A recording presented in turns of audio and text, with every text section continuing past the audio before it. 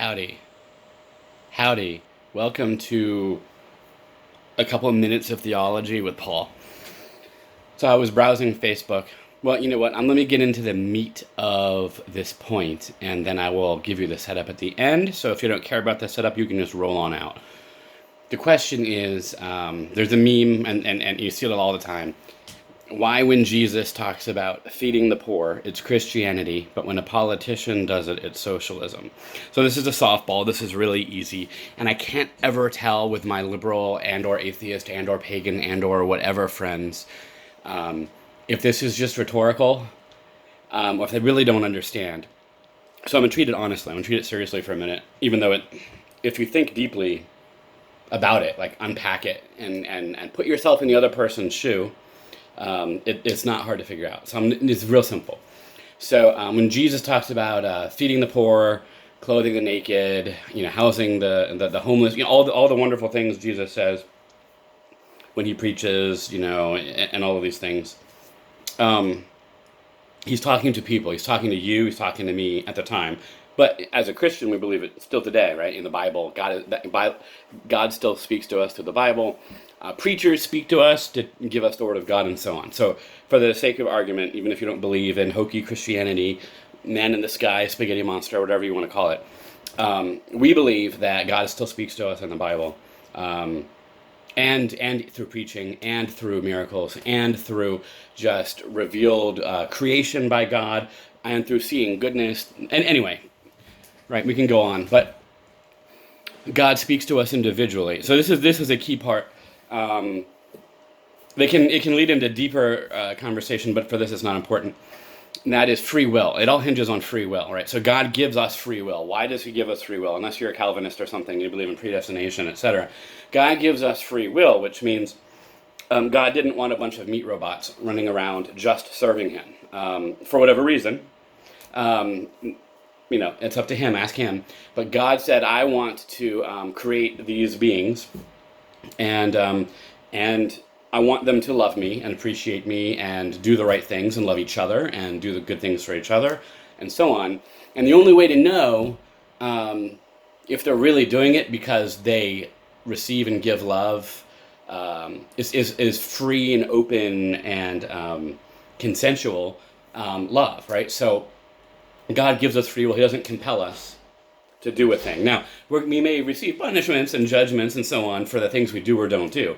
But he doesn't spank you, when you take a cookie and you're not supposed to take a cookie,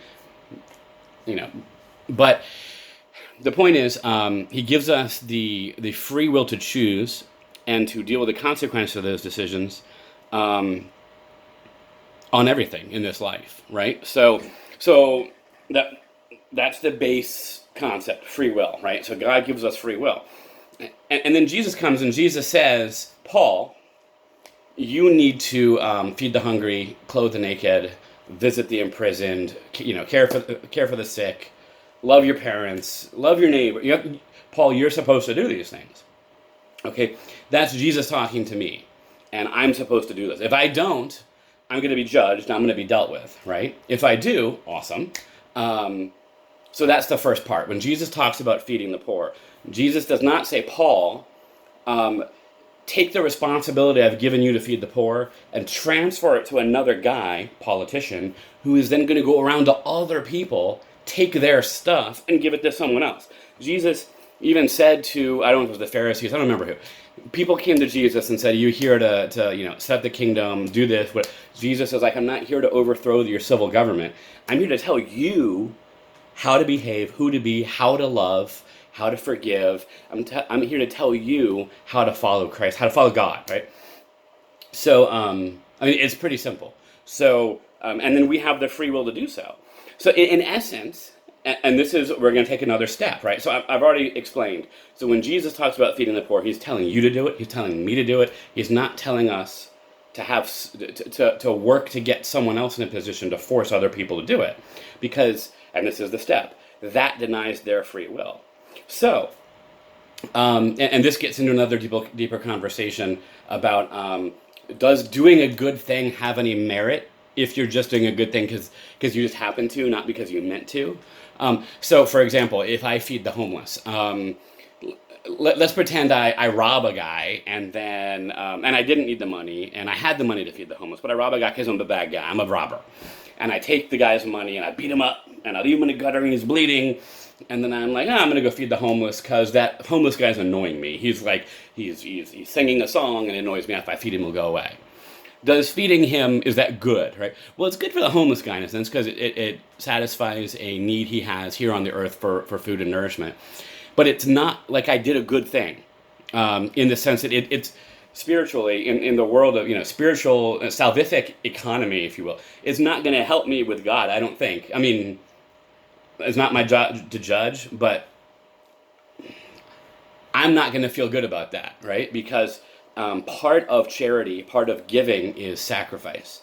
And so the whole idea with it's harder for a rich man to get to heaven than to go through the eye of a needle, and the concept of, the rich guy gives $10 and the poor lady gives $1, but it was nothing to him, but it was everything to her. Her gift is greater. Even though his number is higher, her gift is greater because it's a greater sacrifice, right? God respects sacrifice.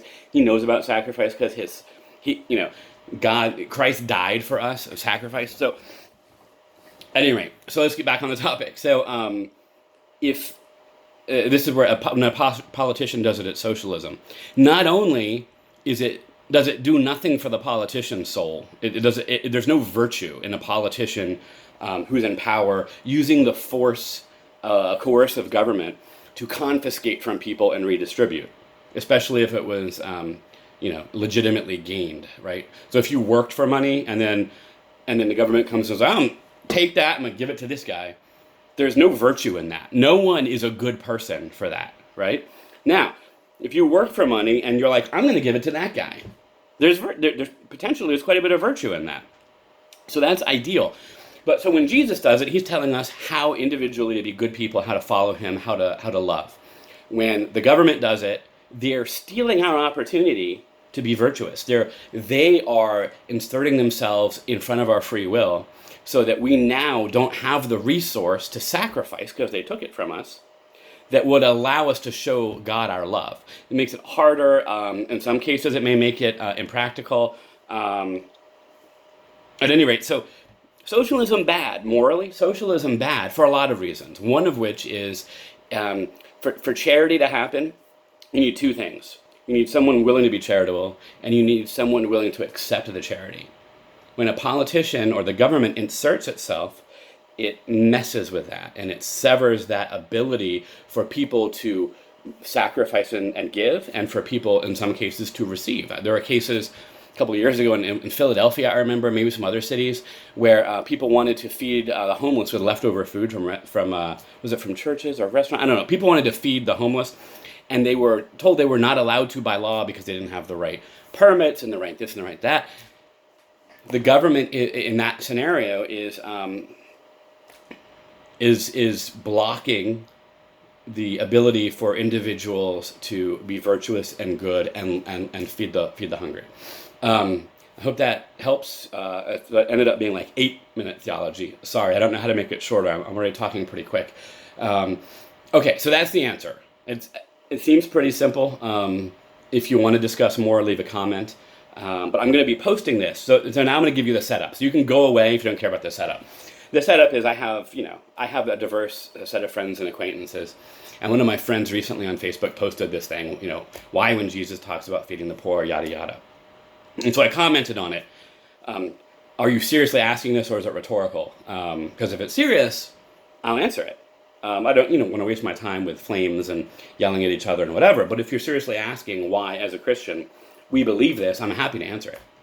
And so that got me to thinking. I've had a lot of friends who've posted things like this in the past. So I'm like, well, I'll make a video, throw it in the YouTube thing, and then when I see this in the future, I'll just comment the video. And it's easier than spending time typing and getting into debates and whatever. So it's pretty cut and dry. And remember, it's not necessarily about the end. In both ends, theoretically, the poor gets fed. But that's only part of the equation. And honestly, more important in the end is salvation, is souls. Because that's eternal. Obviously, you don't want people to go hungry. As a Christian, I believe especially in our communities, because that's where you live and that's where you can be impactful. And it makes it, I mean, if you butterfly effect, all this other stuff, if we spread love and give love where we are, it's a powerful force and it will spread. But if we sit, behind our keyboard or our phone and do nothing but complain about how someone else should be doing it, that does not spread love. That's not helpful. That doesn't make the world better. It makes the world better when you get out and do it. And if you can't get out and do it, you support those who are getting out and doing it. Those are kind of the two options. At any rate, thanks for tuning in, and we'll catch you on the next question like this that I'm able to just because this is easy. So thanks a lot. Bye.